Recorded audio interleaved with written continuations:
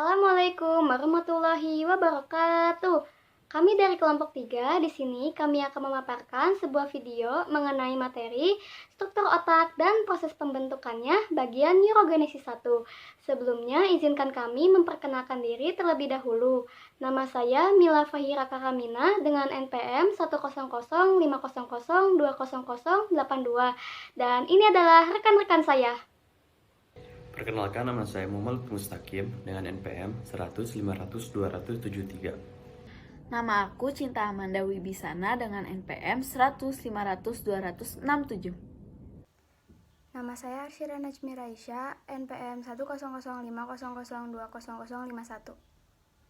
Saya Febriani Purnama Dewi dengan NPM 10050020068.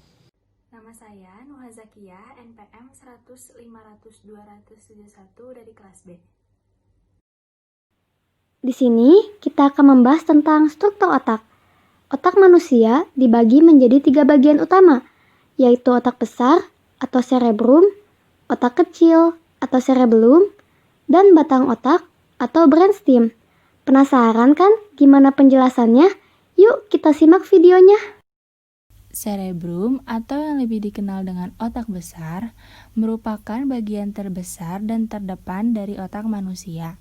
Otak besar mempunyai fungsi dalam mengatur semua aktivitas mental yang berkaitan dengan kepandaian, kesadaran, dan pertimbangan. Otak besar ini dibagi menjadi 2 bagian. Yang pertama ada otak kanan, berfungsi untuk mengatur gerakan di sisi kiri tubuh dan berhubungan dengan kreativitas, seni, musik, gambar, dan warna.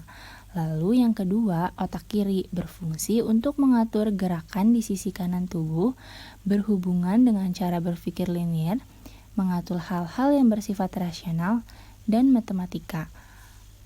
Otak bagian kanan dan kiri dipisahkan oleh celah longitudinal. Bagian-bagian dari otak besar, yang pertama ada lobus frontal, berada di bagian depan otak dan berfungsi untuk mengkoordinasikan perilaku, keterampilan motorik, memecahkan masalah, menilai sesuatu, juga mengatur emosi dan kontrol impuls.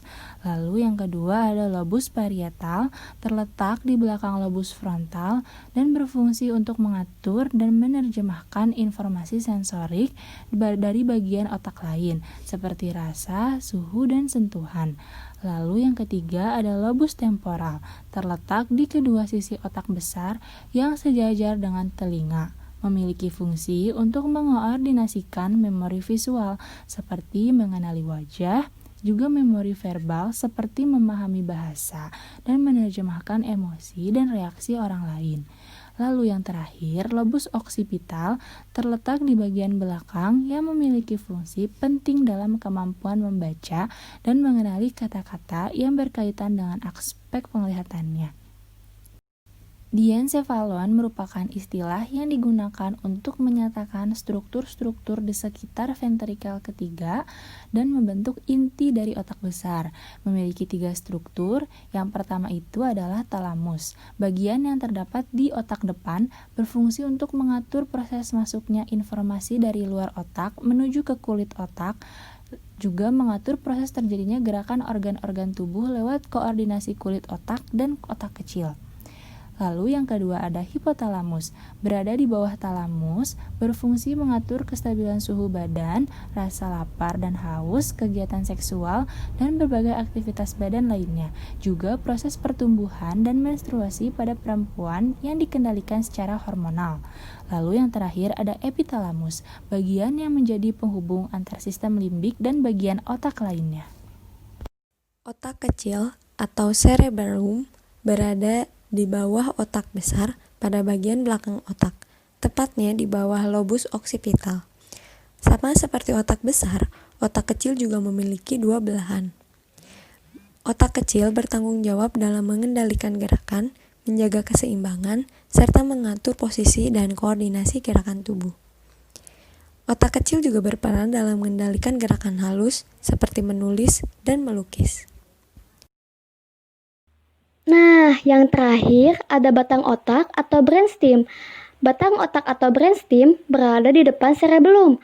atau otak kecil dan merupakan bagian yang terhubung dengan sumsum tulang belakang. Bagian otak ini mengandung serabut saraf yang berfungsi membawa sinyal dari seluruh bagian tubuh, serta mengatur fungsi tubuh seperti detak jantung, tekanan darah, dan pernafasan. Batang otak manusia terdiri dari 3 struktur, yaitu otak tengah, pons, dan medula oblongata.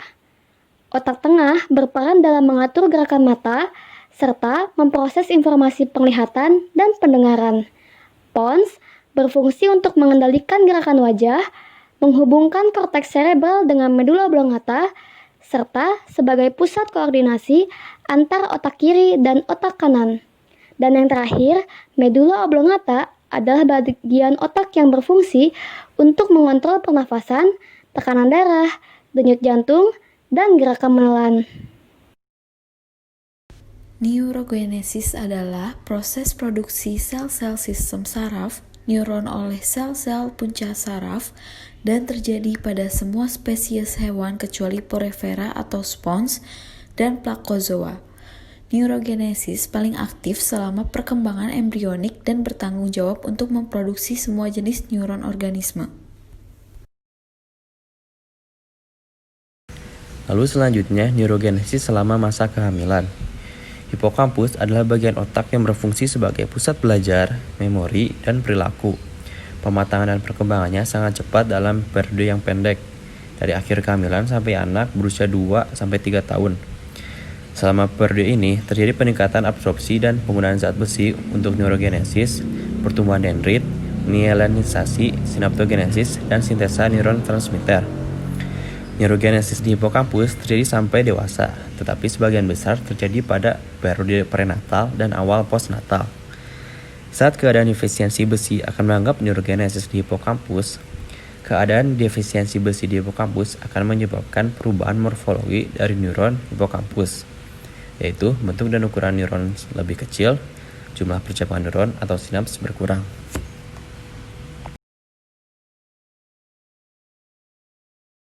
Selama 10 minggu pertama kehamilan atau trimester pertama, sel induk menerima sinyal kimia yang berkembang ke dalam sel-sel utama otak atau disebut neuron. Kelahiran neuron inilah yang disebut neurogenesis. Pada akhirnya, neuron akan bertanggung jawab untuk mengkomunikasikan pesan di seluruh otak. Ketika kehamilan mencapai trimester kedua dan ketiga, fetal precursor neurons terus berkembang biak dan membedakan menjadi neuron dewasa yang akan bermigrasi ke area yang seharusnya. Ketika neuron sudah matang, mereka membentuk dendrit dan akson. Setelah struktur neuronal berada di tempat, beberapa peristiwa dimulai. Neuron mulai mensintesis neurotransmitter mereka sendiri. Namun, di otak janin, fungsi neurotransmitter yang canggih ini belum diperlukan. Sebaliknya, neurotransmitter memainkan peran yang berbeda. Mereka berfungsi sebagai faktor pertumbuhan, mengarahkan neuron untuk membangun koneksi yang akan diperlukan untuk komunikasi di masa depan. Instruksi yang diberikan oleh neurotransmitter dan reseptor yang sesuai selama pengembangan sangat penting untuk pembentukan sinapsis fungsional dan efisien. Pada trimester ketiga dan setelah anak lahir, otak mengarahkan penghapusan neuron yang tidak perlu. Hilangnya neuron adalah bagian dari proses pemangkasan yang normal. Neuron yang membuat koneksi yang tidak pantas atau berlebihan secara selektif akan dihilangkan. Neuron yang tidak dihilangkan oleh apoptosis terus tumbuh, membangun koneksi baru dengan neuron lain, dan memperkuat koneksi yang sudah ada.